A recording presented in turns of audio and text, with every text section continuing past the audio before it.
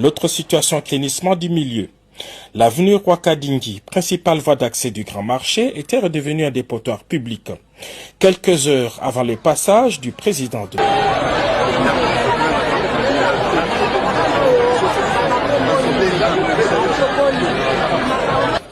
Durant toute sa visite, le chef de l'État n'a cessé de marteler qu'il ne veut plus voir un seul étalage sur la chaussée et dorénavant, quiconque s'entêterait court le risque de voir ses articles saisis. Ordre, la République, Rwakadingi et toutes les avenues adjacentes étaient transformées en marché pirate où les marchandises côtoient les odeurs nauséabondes.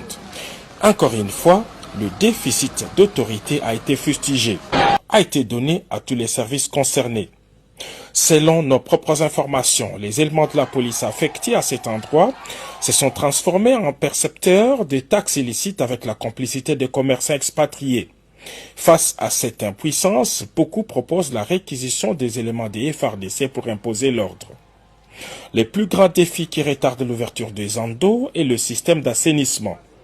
Pour un marché appelé à recevoir plus de 50 000 personnes par jour, il y a les nouveaux Zando à tout d'un marché moderne prêt à ouvrir ses portes pour près de 50 000 acheteurs par jour.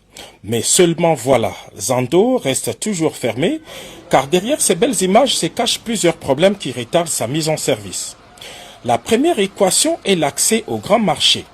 Au cours de sa visite d'inspection effectuée en 2025, le président de la République avait ordonné l'ouverture de toutes les voies d'accès qui mènent vers Zando.